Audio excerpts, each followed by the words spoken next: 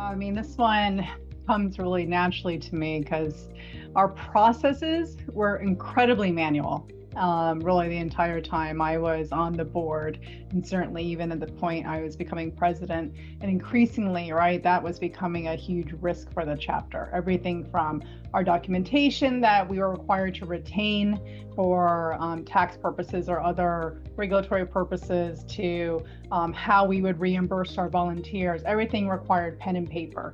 And ultimately, that led to several failures that we experienced as a chapter. And so this really, I think, became the theme of my presidency, was really to clean up back-end processes, which ultimately did lead to some of our front-end products also being completely refreshed.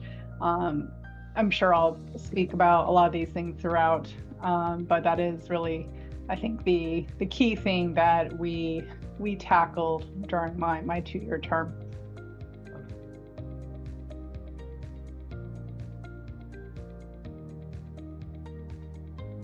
There are quite a few things I think I could mention, but I think the one that might be the most appropriate is one that I think impacts all of us is, as you well know, the Greater Washington, D.C. chapter was once called the National Capital Area chapter, that we fondly call the NCAC.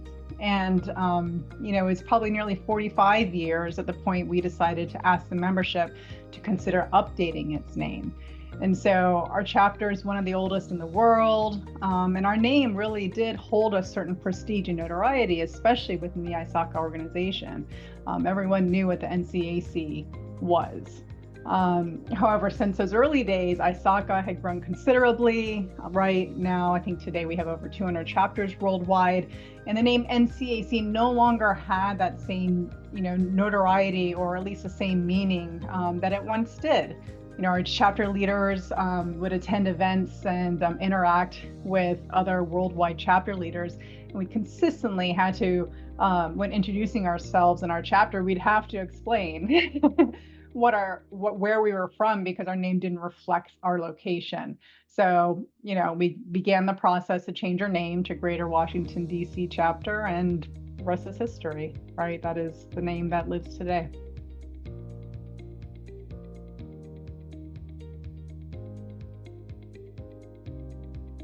I guess if I had to choose a buzzword to be digital transformation, right? So digitalizing our business was really critical and ultimately extremely impactful, especially given the global pandemic that would hit us several years later, right?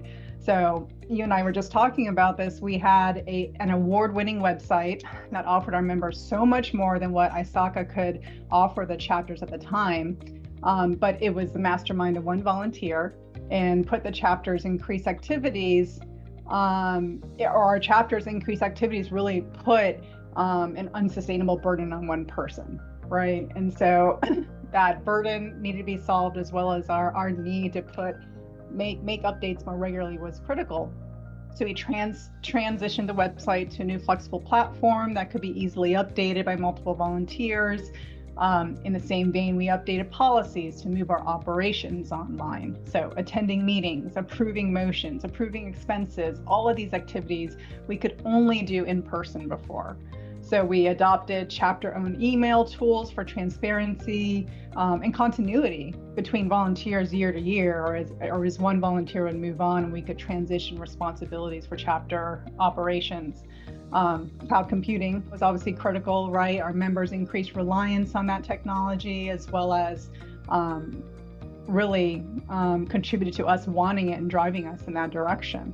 And I think all of these activities really did help build the resilience of the chapter, which certainly was tested in the years following.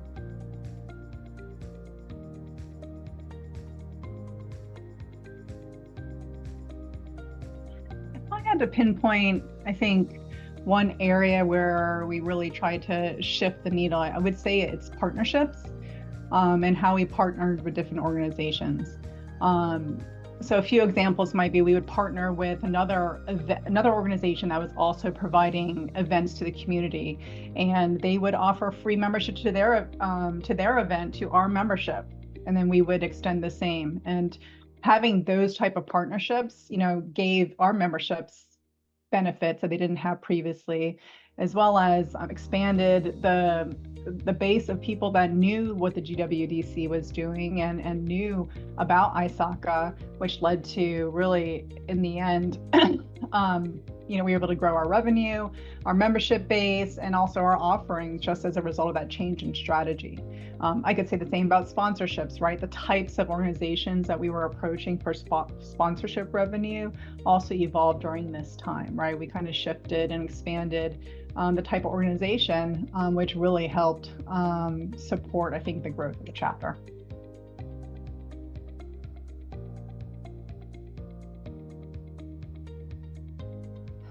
And I look at this as growth as far as maybe maturity. I mentioned, that we were using new tools such as our new website platform, as well as what was the Google email suite. We had different ways and easier ways to communicate directly with our membership. And I think this really helped us to get regular feedback that was harder to achieve previously with the tools that we were relying on at the time. It helped us get it more timely. We were using social media tools a lot more. All of these things helped us to, take more risks with regards to things that we were willing to do differently that, we may have been less willing to do because we were just so used to doing things a certain way. So, whether that's the location of an event we were doing or the type of event that we were holding to kind of gather our members and give them what they wanted as a member of our chapter, I think being able to use those tools in a way that got that feedback in a timely way was really critical.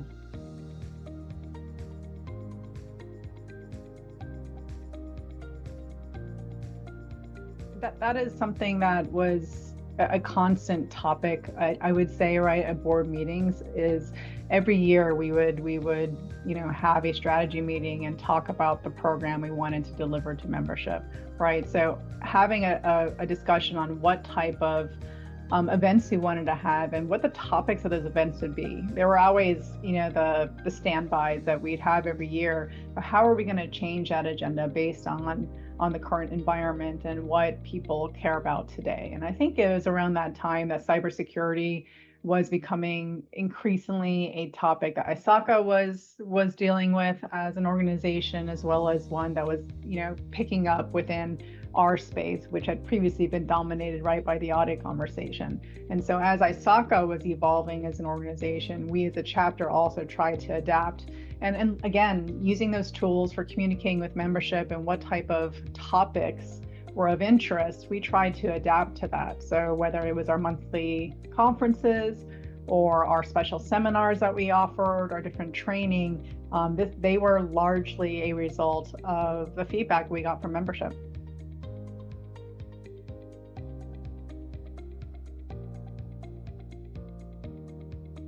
Yeah, no, it's a really good question.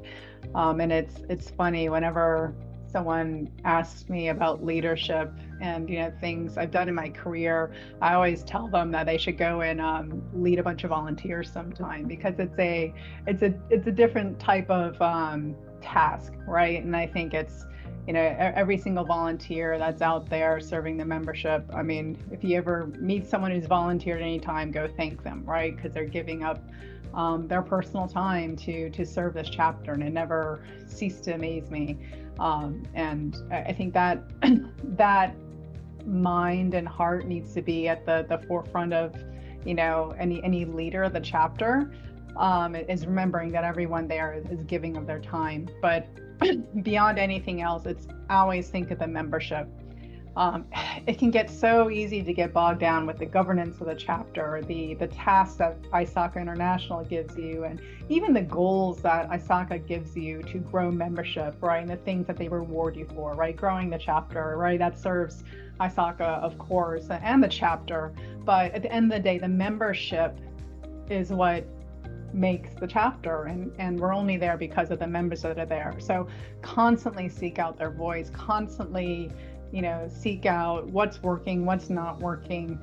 It's a huge chapter, so the needs and wants of the chapter are going to be very different. So find ways to service as many of them as you can, right? You tend to kind of go with the majority, but how can you serve those that aren't being served because they're in the minority, right? Think about how, don't be afraid to take those risks to serve the membership in a different way.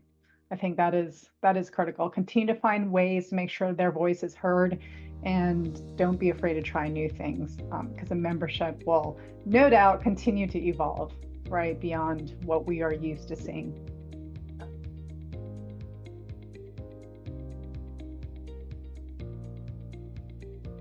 Yeah, there's so much to be said about that. I would say the majority of ISACA members come into membership as a result of a certification exam, right? You take a certification, you take a test, you pass, you automatically become a member for free for a year. That's where the majority of members are introduced. But there's another, I think that's evolving because the different products that ISACA evolves. But what has always been in place at ISACA is you can join a member even if you're not a certified person, right? So for those of you who are in school, or maybe you've graduated and you've started a new career, but you don't have the experience yet to get the certifications you want, you can still be a member, and there are so many resources available to you. And I was one of those people, right? I didn't have the experience at the time that I joined a member, but I had a mentor within my workspace who's also a very well-known figure within the ISACA community, who introduced me to the organization and the value that it could bring. So that's always a plus, right? If you know your boss values it, you're going to find ways to value it yourself.